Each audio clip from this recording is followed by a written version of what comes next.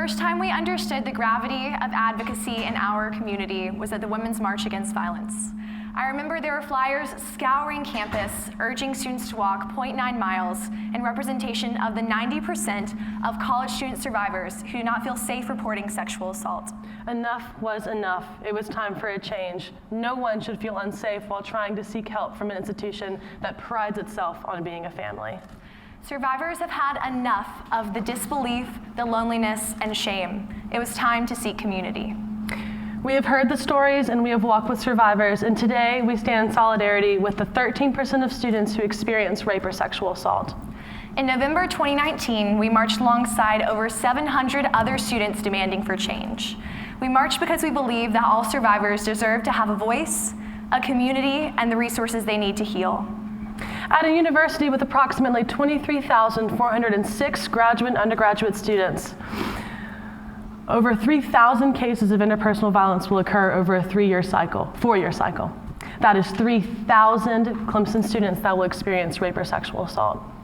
As students, we are actively living in Clemson's culture of violence, and we stand here before you today to fight for accountability. We fight because we hope to be the last to carry this kind of weight. We fight to establish precedents. According to Clemson's most recent campus security report, which was released in 2020, only 5 cases of rape and 3 cases of fondling occurred in that year. That is only 8 reported cases. That is quite the disparity in statistics. In fact, it's impossible. And it's not because we've been fortunate enough to attend in a university where interpersonal violence does not exist. It is because survivors do not feel safe and comfortable coming forward to seek help. It is because survivors have continuously been boxed in and silenced. A year passed, and due to the continued lack of resources for survivors banded together to create the Clemson Students for Survivors Coalition. The coalition was created to emphasize the widespread nature of interpersonal violence and to show that no survivor is alone.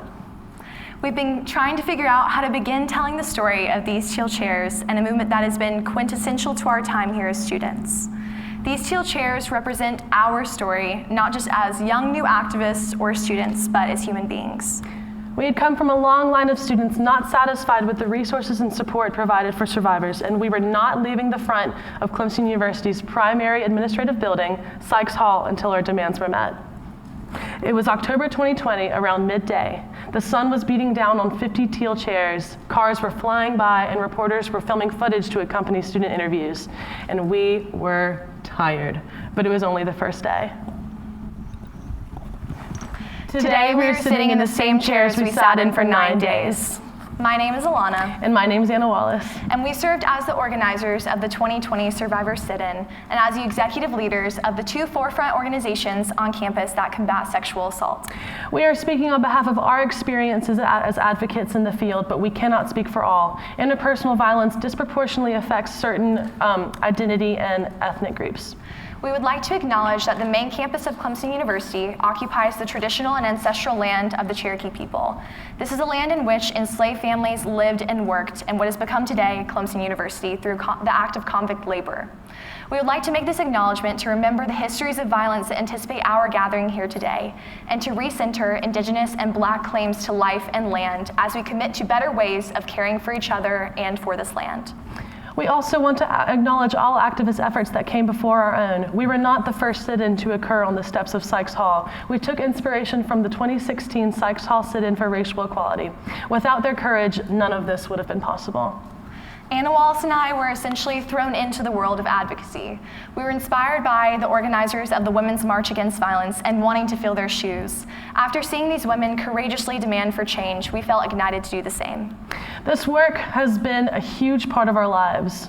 Our time at Clemson has essentially been centered around the pursuit of progress.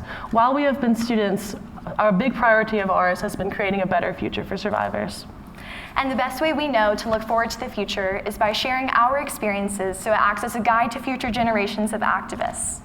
Our journey into the advocacy world was similar to like many of you. We're just students wanting to see real change. We were overwhelmed with where to begin. We are students. Students with so many ideas, issues, and goals in regard to interpersonal violence. However, we were limited when it came to our ability, resources, and experience. We had to battle to have our voices heard in these spaces, and we knew that this was the first step towards change. The first day of the sit-in, we walked into the building that houses the president of our university, and we sat down in a boardroom to discuss our demands. This was a meeting we had been waiting for months, and it felt surreal to be finally sitting across from those who had the power to make decisions that impact our lives daily as students. Students who actively live in a climate and culture of violence. It was intimidating. We wanted to make the survivors we were advocating for proud. The survivors that had been sitting in with us day in and day out for 9 days. We knew that survivor voices belonged in the spaces where decisions were made. And we knew that our lived experiences existed as a testament to our cultures, our campus's culture. And the fact that we had to continue requesting this meeting for months ahead of time shows how much our advocacy needed to be prioritized and why we had to balance our time as students and as activists. However, balancing 2 spaces in one is not without its challenges. You must commit yourself fully to the process and the journey that comes with sustainable change. If you do not foster your passion, momentum will be lost. It is equally as important to detach yourself from ego and outcomes, understanding that importance does not lie in what you achieve, but what you contribute. I personally really struggled with comparing myself to my former leaders on campus. I worried about living up to the legacy that they had left. However, your advocacy is going to look unique, and that is important to recognize. Just because your methods and strengths are different does not mean that they are wrong. Having creative and diverse methods in activism is good. For instance, Anna Wallace's primary role is working with the university administration, bringing a student voice to offices that work on survivor-based issues.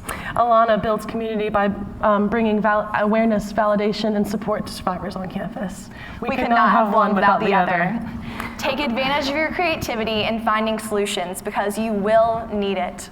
Activism is woven into your life. It's messy and unorganized and often goes late into the night. Sometimes it means leaving bars and parties early or inserting yourself into uncomfortable situations. It's dropping everything to listen and care for a stranger. You need to be prepared for the complete vulnerability of a stranger. You have to be willing to meet the emotional needs of a stranger.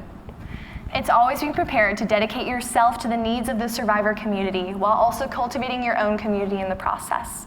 Sometimes this looks like making Clemson Gets Consent buttons with your friends at a bar late at night, and other times this looks like carrying mattresses around campus for a day to symbolize the weight a survivor carries with them every day. That being said, understanding your abilities and being realistic is essential. For example, Allana and I have been dreaming of opening Clemson's first Gender Equity Center, a resource that many comparable universities have long had. We will not see that here during our time as students, but we have contributed to it being a reality in the future. You have to be okay with not seeing closure while you're here and knowing that progress will follow. There's no benefit in taking on too much. Progress is progress. An inch and a mile will both move you towards the same goal. To ensure that the work will continue, you must develop leaders behind you as you go. A failure of long-term activism work is a lack of communication to your future leaders.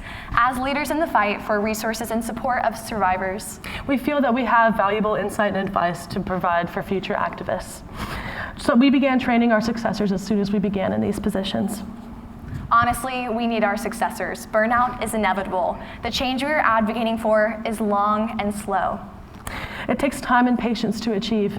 So committing yourself to the progress and to the process does not mean committing all of your time and all of your being to advocacy work. You will burn out. Enjoy your time at school. Take time to rest and prioritize your mental health and enjoy your friends. It's not a fight that you want to do alone, or you can do alone. And the Survivor Sit-In was not a fight that we did do alone. We are only 2 out of the 10 organizers of the Survivor Sit-In, and we were joined by students and faculty, people from out of town, even parents, and just so many people came to join us and donate their time and energy for 9 days. During the sit-in, we continuously sought advice from former leaders. We cannot emphasize enough the need for community in your efforts. I remember when I was honestly completely worn out and ready to give up. But it was my future, my fellow activists, and my friends that I leaned on to see it through. I genuinely could not have done it without them. This work has created some of the more difficult moments in our lives. However, the community we have found, the support we have given and received, and the progress we have made has truly been a pleasure and an honor. Because of our efforts, the following demands have been met: the efforts of ourselves, our co-organizers, and those who came before. The physical separation of the Title IX position and the interpersonal violence prevention position, so that survivors no longer run the risk of running into their abuser while going to seek help or community. The hiring of 2 interpersonal violence response coordinators who aid and assist survivors on campus by meeting with them, discussing their options, and referring them to resources. The placement of a student on the Women's Commission, on the President's Women's Commission, so that lived experiences will always be heard and prioritized in the room where decisions are made. There is so much more work to be done. We have been demanding a campus climate survey to assess the culture that we know to be true on this campus. And we will continue to demand it for survivors until Clemson deems their stories to be enough. If it means us using our voices to just help one survivor of interpersonal violence, we will do just that. This is just the beginning. Thank you. Thank you.